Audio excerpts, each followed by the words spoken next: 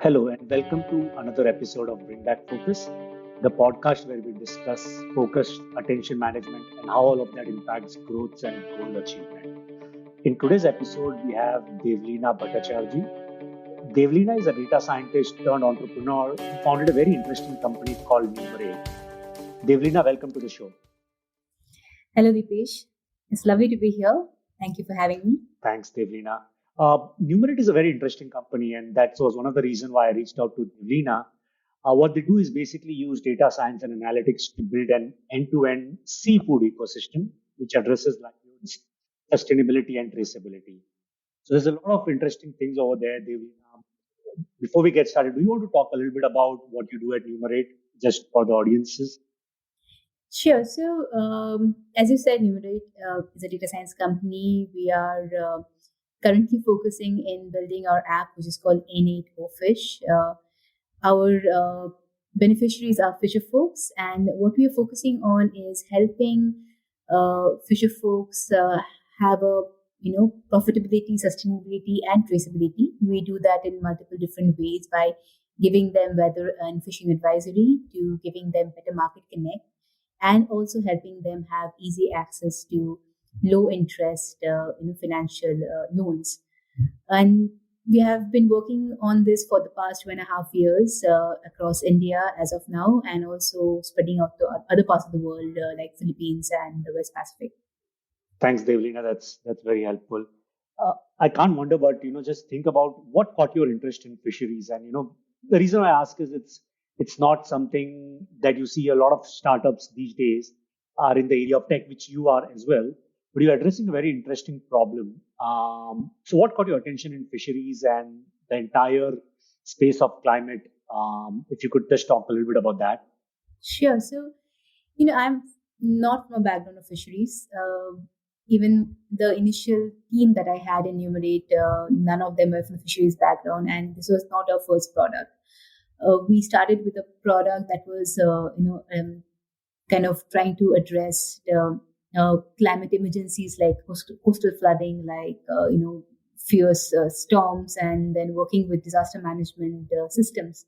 So one thing that we discovered, we were piloting back in the day with two use cases in hand. One was the Kerala flood, another one was the Fani cyclone in Orissa. And when we do such kind of emergence or disaster modeling, we have two kinds of things that we focus on. One was the geophysical changes that typical satellite data helps us track, and the other one is human capital loss, which means if a incident has happened, which section of the economy it has affected the most. And we realize that this economic section that we're seeing mostly in the coastal flooding with are the fisher folks. And then we kind of dig a little bit deeper into it, and we realized climate change has been affecting the fishing community, especially the marine community, the most on the last 20 odd years. They are facing the seas on an everyday basis. They are going out, braving the weather, braving the various aspects of weather changes that has happened.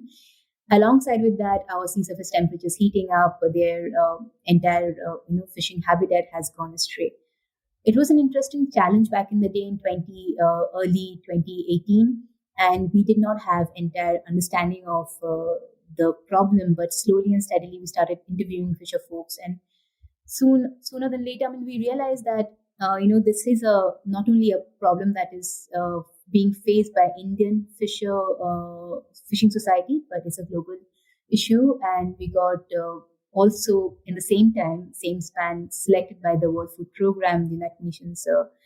They run an accelerator on finding innovative ways of addressing the hunger or sustainability issues or food security issues, and we were selected by them, and which was the first platform where we realized that there are 67 odd countries that are being threatened by such ecosystem changes, and we have a large problem in hand. And then we started digging deeper into it, and that's where our product started getting shape. Thanks, Devlina. That is very helpful. One thing I must say that it's great to see companies emerging in this space. We hear a lot about climate change. We see leaders talk about it, but I haven't really seen a lot of companies do something in this space. So I think a fantastic fantastic work. But I mean, I got a little tangential here. I started talking about a company, but I do want to let the audiences know that it's interesting to see how you can use the latest technology to solve some of the most pressing issues in the world. Um, Climate change and hunger being one of them. So good job on that, Devleena. Let me backtrack a little bit, Devleena, and try to understand your background. Can you give audiences? I know that Numerate is not your first company.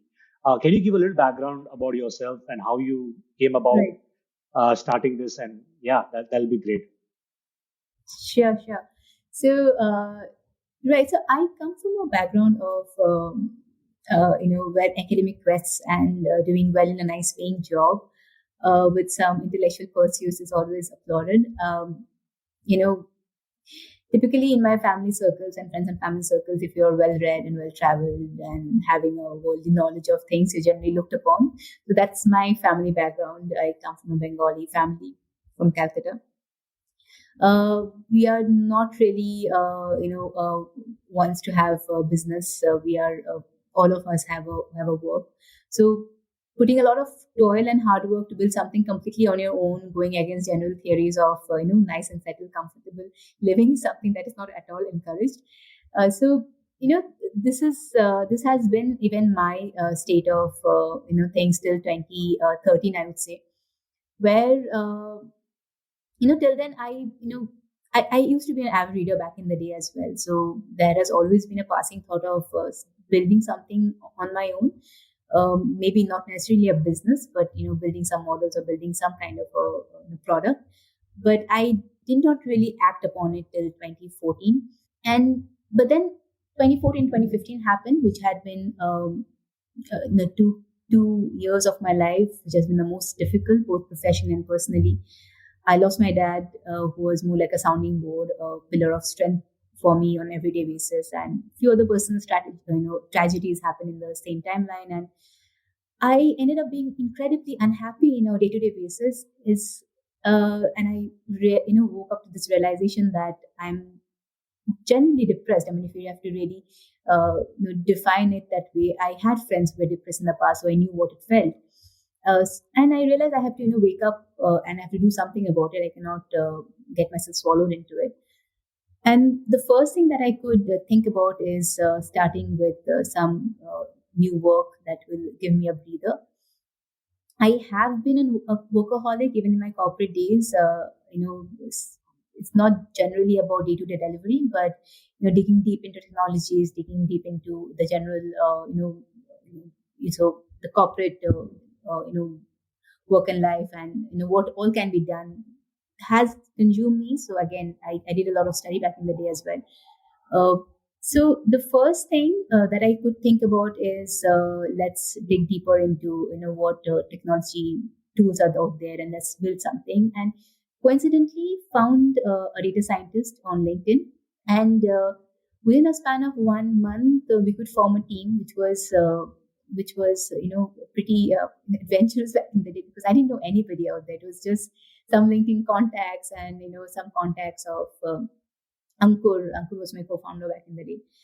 And then I realized that even after spending 10, 12 hours in my corporate job, I could come home and work on this overnight and feel completely refreshed in the morning. And it was genuinely giving me a sense of pleasure, happiness, some sense of achievement. But we did not have anything, any kind of business model in mind. It was completely a passion project. None of us were from the marketing background. We had no clue what we were building. We were trying various different projects, and but still it was giving me a breather at the end of the day and making me feel happy. So as you can imagine, my first startup that was born out of it did not really give me any kind of revenue, did not bring revenue to the table, but what it made me realize that I can do it and I will be happy doing it. And after that ended, I started on my own. Numerate was founded in 2017, completely solo founded. And I came to Mumbai for the first two clients were based out of Mumbai. Back in the day, I was providing data analytics as a service because I had to bring some money to the table. I could not start building a product I realized, the immediate focus is to, build a team and get some, money. And that's where we started, but always had an intention of building a product. I come from that background, and services is not my, forte. So, having brought some money to the table, started, again, going back to the, drawing board, understanding what can be done. But, that has, more or less, if you talk about my background and talk about, why I started doing what I'm doing, I believe that one fine day when I realized there is no such safety net in life whatsoever, and you have to do whatever makes you happy, whatever gives you the sense of achievement. That is what it is. I mean, that should be your your mantra for the rest of the days. And yeah, that's more or less my life story so far. And that's very helpful, Devlin. I think it's very interesting and very fascinating. I think what I would want to dig deeper into that, especially a couple of points that you mentioned. One was that you went through a low phase in life, sometime I believe in 2014, 15, and then you started working. So you were working at the same time you were trying to build something of your own. And if you think about it, that's what this podcast is about. It is about ensuring that you have focused enough to be able to achieve what you want to achieve. And I do want to focus on that particular phase of your life where you said that you were working 10, 12 hours a day, coming back home, still working on your, at that time, passion project, and going back next day to work feeling refreshed. How did you manage that? How did you not get distracted during that phase? What did you do to ensure that you were focused? Right. So, I'm hoping we have some time for this because this might take long. But Please see, take I your mean, time. what I've Please realized take as is, long as you need to. Don't worry. sure. So, in my experience, focus is a process and is always a shifting goalpost, and it will not, and it has not been the same throughout the years. The focus back in the day when I started is not the same as now, and your this volatility of the times is a constant factor. And at least that has been in my case. There has always been and still 10,000 things that eats into my thinking space and makes me worry. But I tell you what worked in my case. One is I've been extremely lucky to have a support structure at home. Like, say, for my mom, even if she doesn't understand what I'm doing, she has never showed much doubt, and she has always been very regimented like my dad. So she believes that hard work and staying put at a certain thing leads it to somewhere. So I thank her for believing in me for that. And when it comes to my friends group, I'm talking about my close everyday people that I talk to. They also don't understand maybe why I had to leave a very cushy job, a well-paying job where I'm traveling worldwide, and spending more time with them, and leave all of that and generally suffer. But yeah, they were like, okay, we'll let you figure out your own shit. But apart from this, what I had to build, and as you heard me saying that I don't really come from a family where business is the first thing that you do. I consciously had to build a support group who understands what I'm going through, and what be people who are at the same stage I am, or who has been there before. So I had to read books, of course, meet people, but attend seminars, go and be part of groups, go and be part of discussions where maybe I didn't even understand completely what they're talking about. Uh, Thankfully, even in the past 10 years, I mean, when I started, there were so many seminars happening. If you really have to focus on something, really have to understand something, you find like-minded people out there, online or offline. So I started doing that. I started surrounding myself with people who has again been through it or is a part of it now, and then apply and fail and learn and rinse and repeat. It was a process. As I said, you will not arrive at what you wanted to do, or what you want to do, or what you should focus on a single day. It will come to you slowly, but you need to believe in the process. It's almost like running a marathon. You don't wake up to run 21 kilometers. You wake up to fail at 1.5 kilometers even, and then you again wake up tomorrow and again do the same. So you have to have that kind of patience to reach there. But again, as I said, focus is always a shifting goal. Those were my first few years, and then I reached a stage where I ultimately figured what I wanted to do.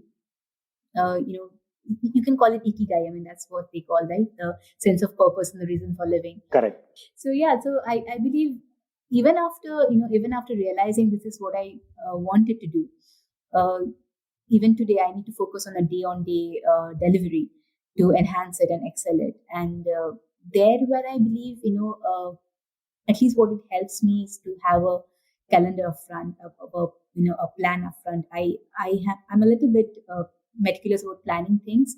Even if they don't work out, I just need the visual guidance for it. So and I have, say, 10 things to be done. One at, say things like bringing 10,000 customers in the next 3 months, or to solving customer queries as of today, or to even, doing a bank work. I kind of write it down. So that helps, and that has been my practice for a while. I did not inculcate it when I started my startup, but it has been with me for some time, and that helps me in clearing my thoughts. Great. And from what you're planning to build in the long run, it again stems back to what makes you feel accomplished. Is it making a lot of money, or having a lot of customer satisfaction, or creating an impact? You'll have to find that.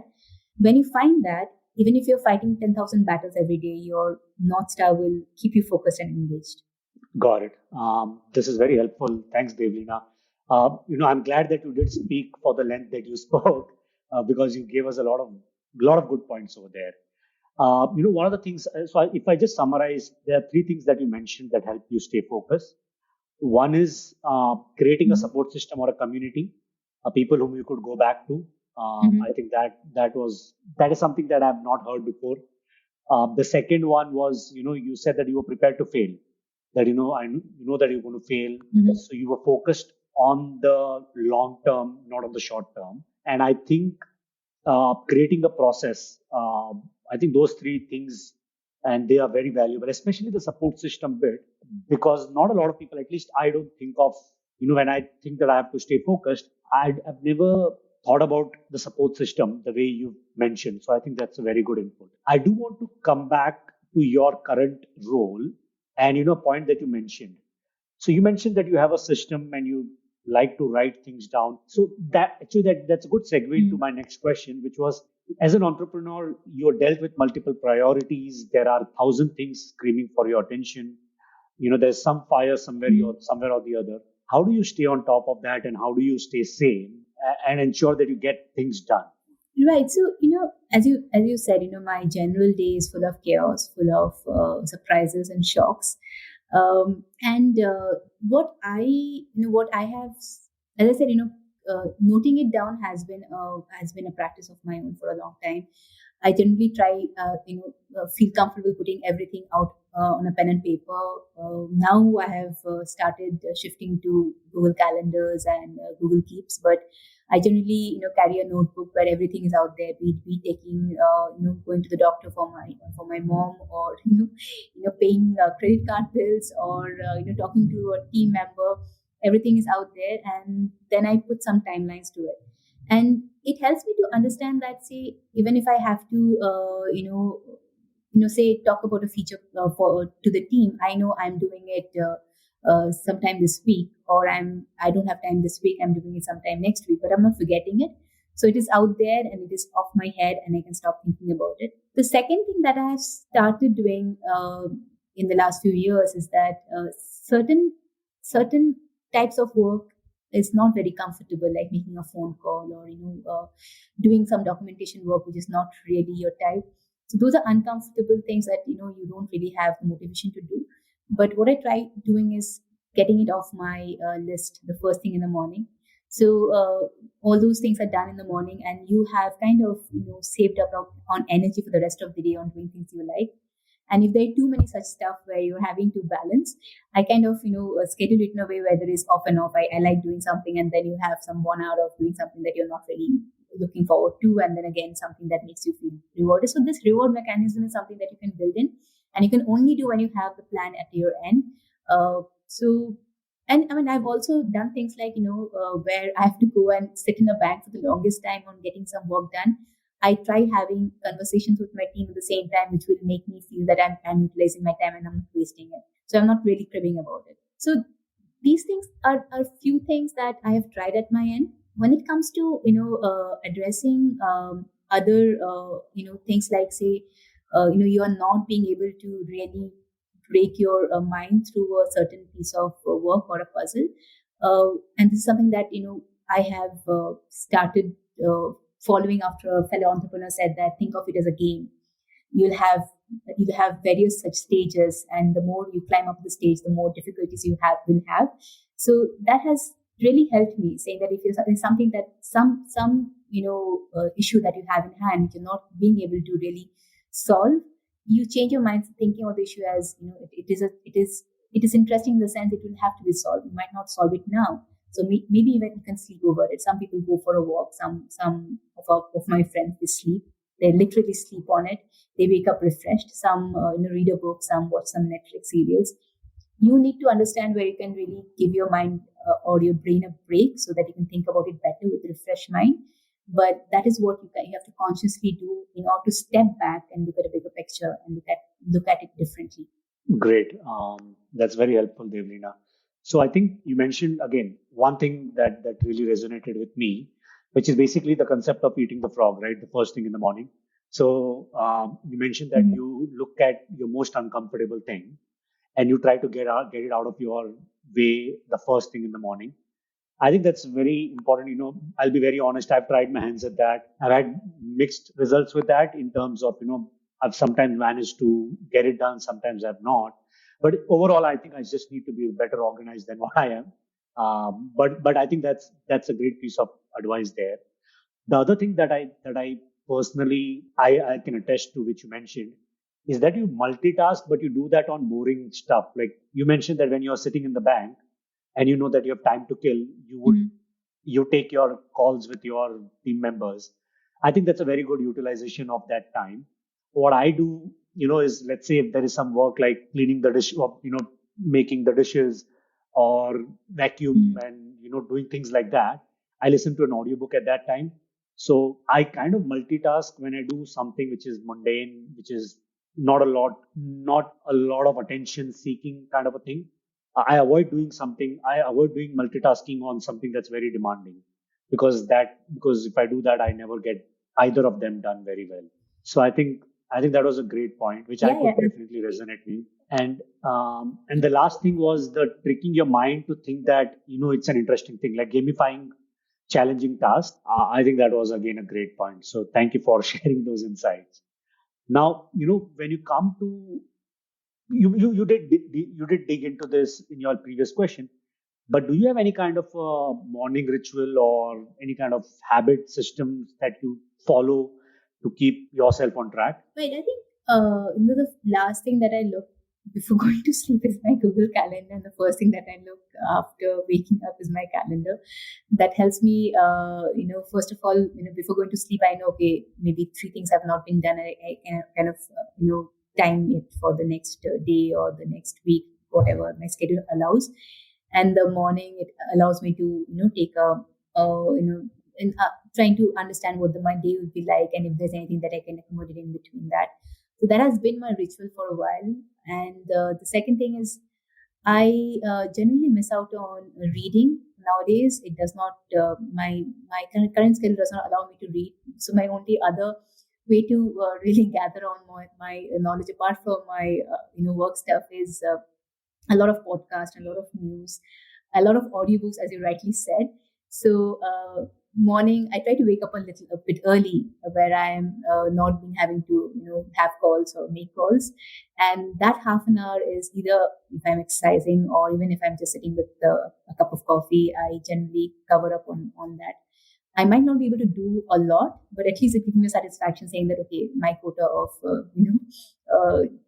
following up on what the world is outside my little room, it helps me feel good.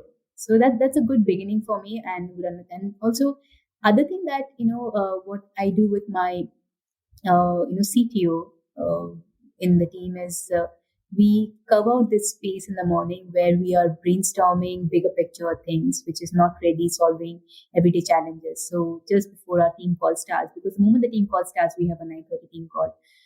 We are typically talking about this issue and that issue and this pressing problem and that things that needs to be solved on a day on that every particular day.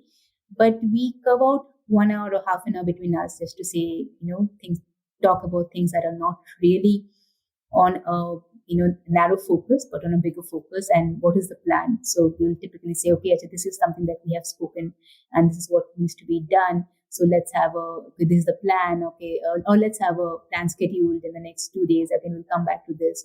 So that helps us have a focus on the bigger picture while you're also attending to the minute little things. Great. That's very helpful. Thanks, Devleena. One question that I do ask all my guests is how would you define your relationship with your phone, the smartphone? Uh, I I have recently, very recently, started having two phones, and that's primarily because I wanted to keep all my work related stuff in one phone and personal stuff in the other phone.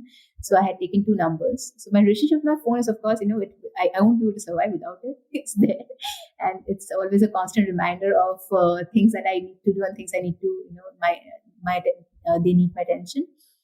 uh, but I believe there I'm also trying to kind of segment that in the place where I don't look at a if I have to really find some time for myself or some me time, I generally do not attend to my work phone. And there, if my mom is calling, my mom is calling my personal phone. So that's what I will define as a relationship with my phone.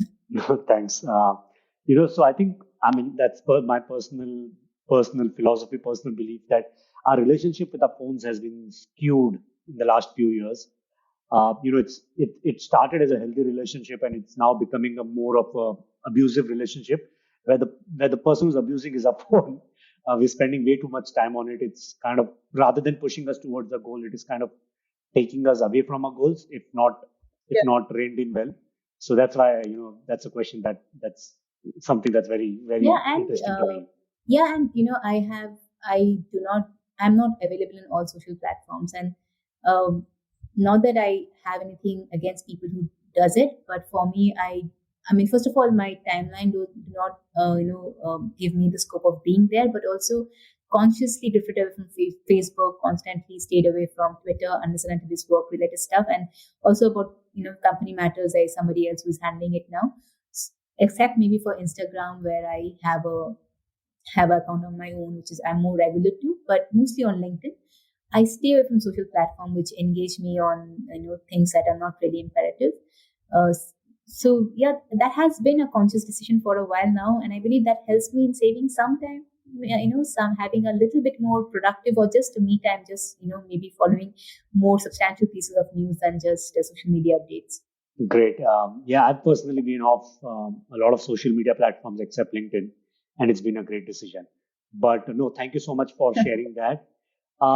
Last question, before we go, if you have to give three pieces of advice to our listeners, who are trying to build something, who are trying to become an entrepreneur, develop a side gig, but are finding it challenging to stay focused on those things, what would those three pieces of advice be?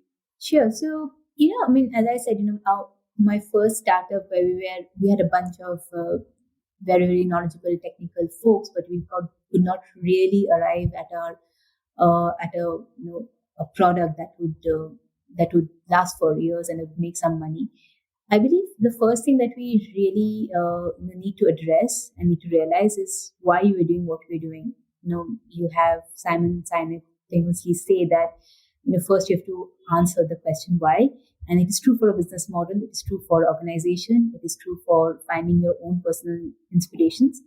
You have to really hammer onto that. The sentence that tells you, okay, why we're doing this and why you would like to do this, and especially why would you still keep doing it even if you fail. So figure out that why, which will help you stay put for whatever difficult or successful times that you have ahead of you. And the second thing that I keep telling everybody is be comfortable with rejection, be comfortable with failures, which is very important. You should not get rejected the very first day or even the 10th day. And for knowing the fact that you should be encouraged and you should feel inspired, that's where the support network comes into picture, where you realize that people have done that before, people have gone through the same set of motions and has emerged successful. So when it comes to focus, I believe you'll have to really nail down these things as in as a reason for why you should do this. When it comes to and the other thing, sorry, other thing about focus is giving some positive reinforcement to yourself, which I started doing, back in, I think, as I said, I used to be a very avid reader back in the day, but then a few years back, I realized that I not being able to read a book. I'm constantly being in worrying about what is happening, what in team, if anybody's pinging me. So I kept looking at my phone. That was a distraction. So what helped me, setting myself, a timeline where I could not look anywhere else. There is a name for this. I think there's called a Pomodoro technique. I read it about on the internet. You can look it up. Where I had to constantly act on my focus or attention span. And I realized brain is a muscle. You have to train it to be able to concentrate on a certain way, to be on a work, to be able to not get bored and not get easily distracted. So work on that consciously, and to be able to do that, you have to have a reward system.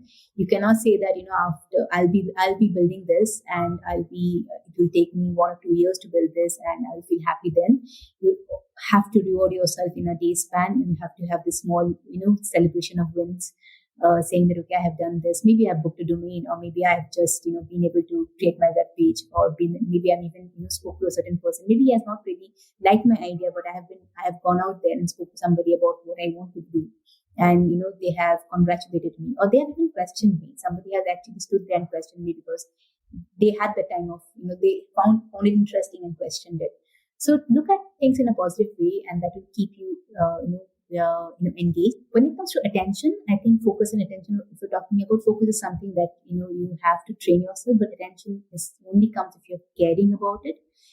We generally put attention to something that we care. So that's where, again, you have to find your sweet spot. You have to find a way that you have to find something that holds your interest for years altogether. Love it. I think there are some great answers. So what you're saying is start with why. So understand your why. Second is, I think, be prepared to face rejections. Third thing that you mentioned is give yourself a small win when you do, when you cross a certain milestone, which reminds me that I need to get my landing page up. So I need to do that. And the other thing that you mentioned about tension is do something that you would care enough for a long term. I think those were great answers. I know I'd said that this was the last question, but that this question just came to my mind, and I hope you don't mind answering. I'm putting you on a spot. But what is that one decision that you took in the last 6 months that has changed things for good for you? Just one decision. I have learned to sleep more. I have consciously, avoided late night thoughts, and I've realized that if I, slept over it, I wake up in a state where I can answer them better than being worried on it. This has been a decision where I don't know what, I don't completely remember what made me do this, but rather being worried about certain things at night, I realize I'll sleep on it, and next morning I have better, I'm in a more clear mind to think about that. So I don't know if that helps. That's a great thing. I think sleeping well is just so good, right? I used to sleep for 4 5 hours, and used to somehow, in the heart of my heart, I used to feel very like proud about it. That, oh, I could do with sleeping for 4 5 hours, until I realized that that's not helping me. There's something called sleep debt. It kind of keep accumulating that. So I've now realized that no matter what happens, Right. no matter even if it's the worst emergency ever, I'm going to sleep for 7 hours at least, without fail. And if there's a day when I sleep for 5 hours, I'm going to make up for that in the next day. So I don't ever sleep less than 7 hours, and I think that's been a great decision for me as well. But no, thank you so much. Go ahead, Devleena. No, I was saying no. I mean, I think I realized that sleep is the only vacation that I'm going to get, because I've not really had a vacation the last 4 years or 5 years. This is the only vacation I'm getting. So, why really deprive myself out of it? Absolutely. So yeah, this was great. Thank you so much, Devleena, for joining me today. It was lovely having you. Continue the great work that you are doing, and we look forward to seeing all the greatness that you achieve with your startup. Thank you so much. Thank you, Dipesh. I hope I made sense, and thank you so much for spending your time with me. Absolutely. Thanks.